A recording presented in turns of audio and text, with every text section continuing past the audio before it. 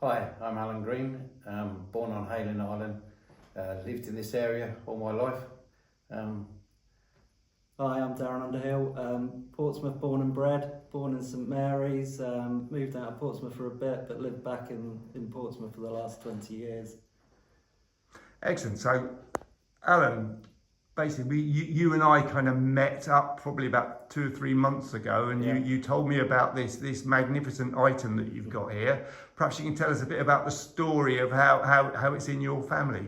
Well, initially we found this on top of a wardrobe at my mother's house after she passed away, and having dug into it, we found that my father must have put this on top of the wardrobe and kept it from his war years, basically.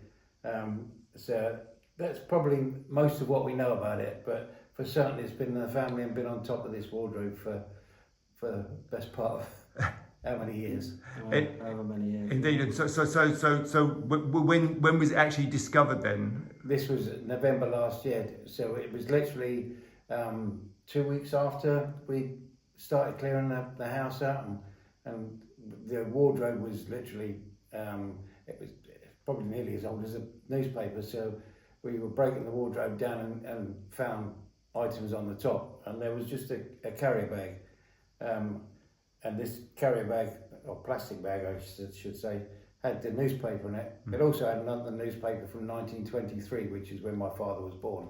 So this sort of ties it in with the reason why he had it. So do you think then it was, was your dad a Pompey fan then, as far as you were aware? Yeah, he was a football fan. If ever you talked about football, it would always be Portsmouth. And kind of, Darren, in that way, obviously we're going to be putting this into the Pompey History Society and the club archive in that way. What would it be your granddad? Would it? What would he have thought of this? Yeah, he would have loved it. I mean, my granddad was into all sports. He loved his cricket, but football was up there as well.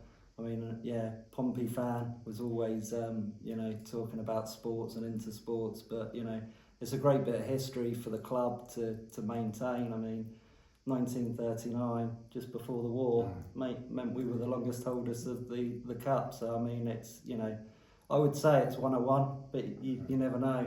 So no, it's a great thing to have. I'm really pleased that we can pass it on to the club to look after. Excellent, lovely. Well, thank you very much, and thank you for this great kind of donation in that way of it's the Sunday graphic, isn't it? From the day after the Pompey won the cup in 1939. Their 4-1 cup, exactly. We love a 4-1 scoreline, don't we? Yeah, we do. We beat, what was it? Was it Tottenham 4-1? Was it in the semi? I think we beat them 2-0. I was thinking more of the Southampton 4-1. Oh yeah, I do remember the Southampton 4-1.